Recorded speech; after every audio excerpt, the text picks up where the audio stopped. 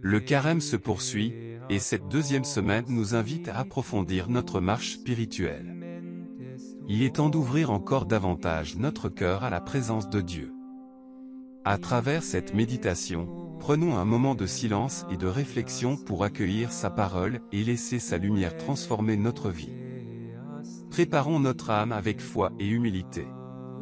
Entrons ensemble dans cette nouvelle semaine de méditation.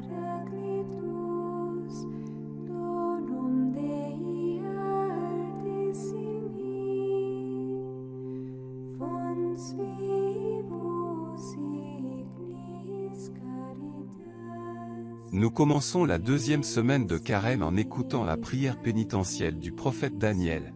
Nous avons péché, nous avons commis l'iniquité, nous avons fait le mal, nous avons été rebelles, nous nous sommes détournés de tes commandements et de tes ordonnances.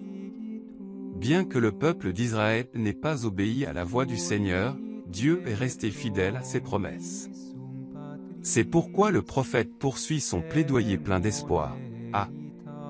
Toi Seigneur, le Dieu grand et redoutable, qui garde alliance et fidélité à ceux qu'il aime et qui observe ses commandements. L'appel à la conversion, qui devient si vif pendant le carême, vient du cœur miséricordieux du Seigneur.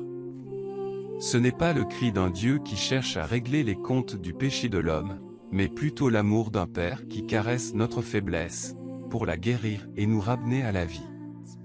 Une autre chute. Et quelle chute! Te désespérer?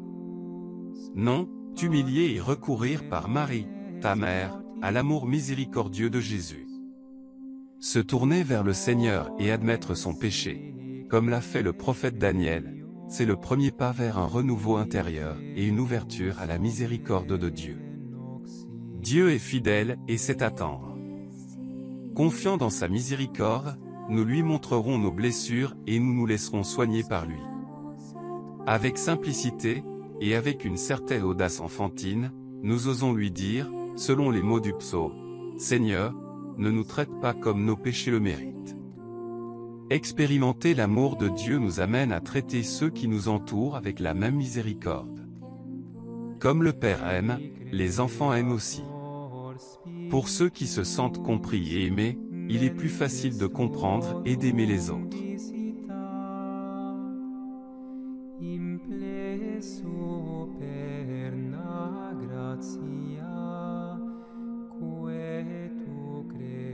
Les paroles du Seigneur proclamées cette semaine dans l'Évangile nous encouragent à avoir un grand cœur, avec des sentiments et des réactions semblables aux siens. Soyez miséricordieux comme votre Père est miséricordieux. Ne jugez pas, et vous ne serez pas jugés, ne condamnez pas, et vous ne serez pas condamnés. Pardonnez, et vous serez pardonnés. Donnez, et l'on vous donnera. Le chemin que Jésus nous propose comporte des indications très concrètes pour notre vie quotidienne. Soyez miséricordieux. Ne jugez pas, ne condamnez pas, pardonnez. Donnez.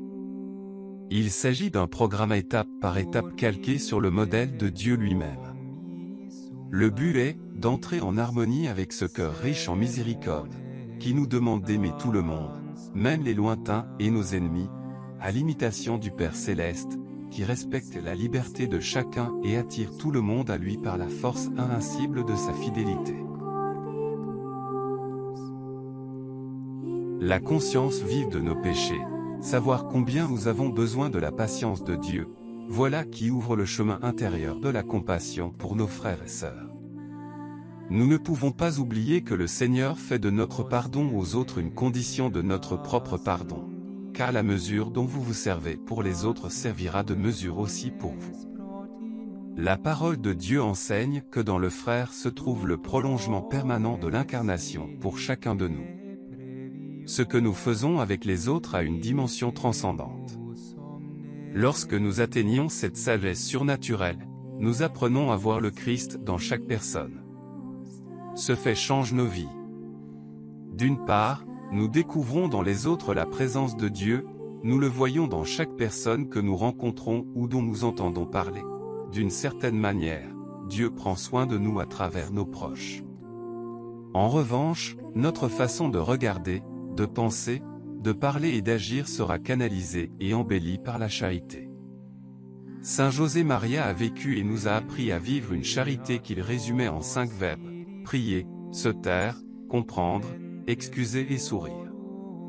Fondamentalement, c'est la même attitude qu'une mère a envers son enfant. Son regard maternel la pousse à l'aimer toujours, à trouver quand c'est possible une excuse à son comportement et à le soutenir par son aide dans ses pas parfois chancelants.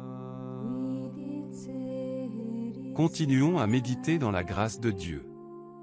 À la semaine prochaine.